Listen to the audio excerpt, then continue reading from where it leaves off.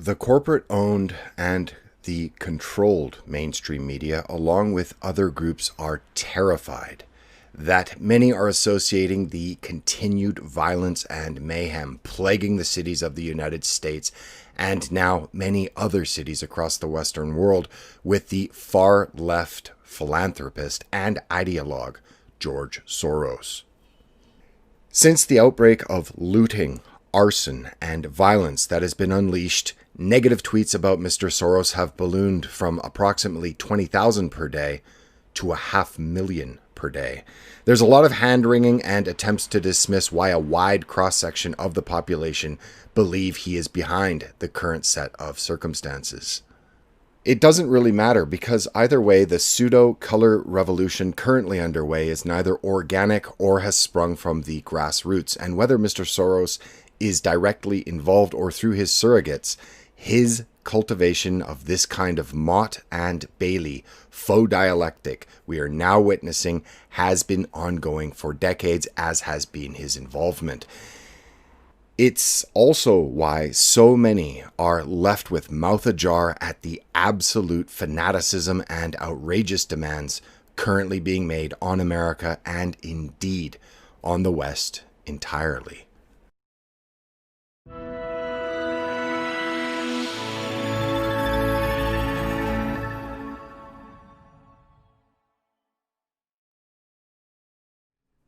Before this video begins, I would like to encourage new viewers to subscribe to this channel, but more importantly, for returning viewers, please check that you're still subscribed, as I've received thousands of messages from people that have been unsubscribed by YouTube without their knowledge or consent.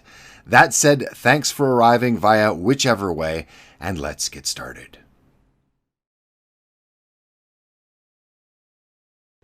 George Soros has been involved in several color revolutions after the fall of the Soviet Union and has for decades used his considerable fortune to influence the political and social cultures of countries around the world.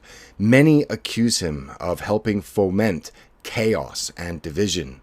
From Israel to Hungary, from the Ukraine to the United States, via his Open Societies Foundation, Mr. Soros has bankrolled the machinery of division for decades. He's given billions to divisive groups like La Raza, also to the People for the American Way, the SPLC, and the Huffington Post, all of which are centers of disinformation and division. For all of its talk of being a street uprising, Black Lives Matter is increasingly awash in cash. Back in 2016, Mr. Soros ponied up some $33 million of the $100 million that was raised that year by Black Lives Matter. Soros has also been, in the past, linked with the hardcore agitation and Maoist street paramilitary group Antifa and their political violence as a sponsor.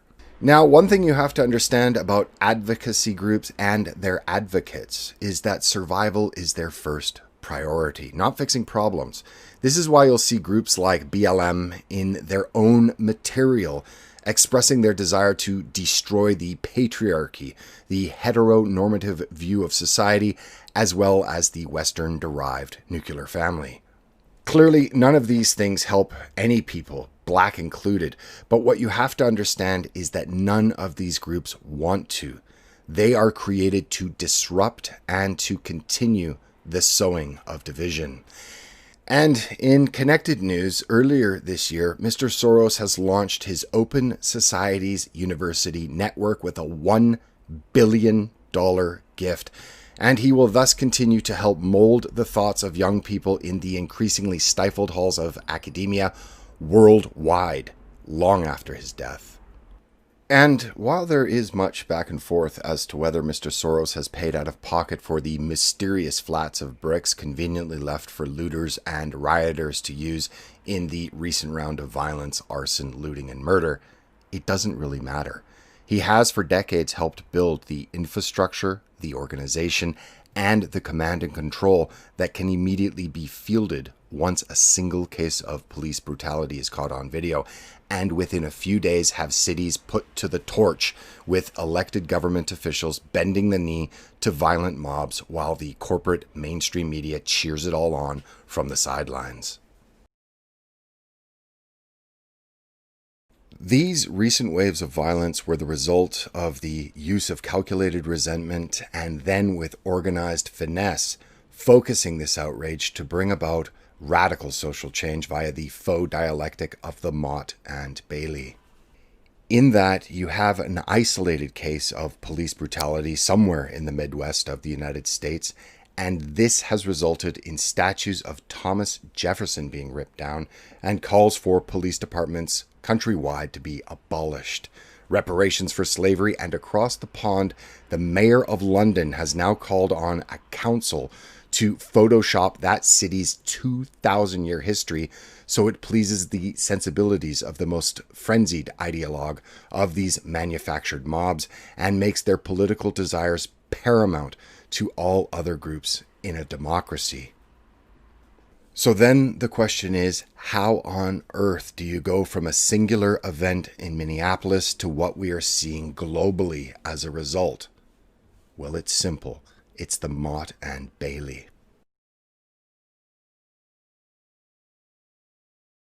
The premature death of anyone, including Mr. Floyd in Minneapolis, is a tragedy, but without all of the facts, I will reserve judgment on that particular case for now. I do also believe that many believe that they are oppressed by the state and the wider society. However, it is important to note that the level or amount a person feels oppressed has been shown to be an inverse ratio of age and education. Meaning, the younger you are, the more you will feel that you are oppressed, and the more educated you are, the more still.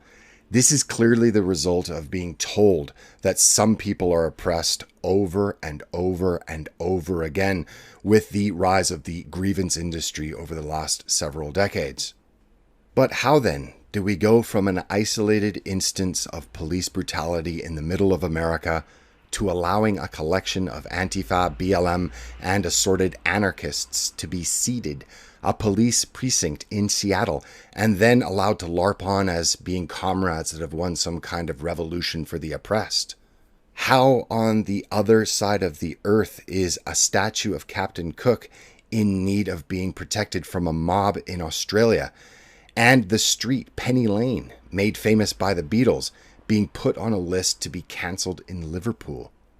Well, firstly is the fact that the infrastructure, the organization, and the command and control has already been put into place with the help of Mr. Soros and his billions that is waiting to pounce on any hot button issue with the intent on piggybacking off it to push for radical social change and the moving of the Overton window wildly to the far left.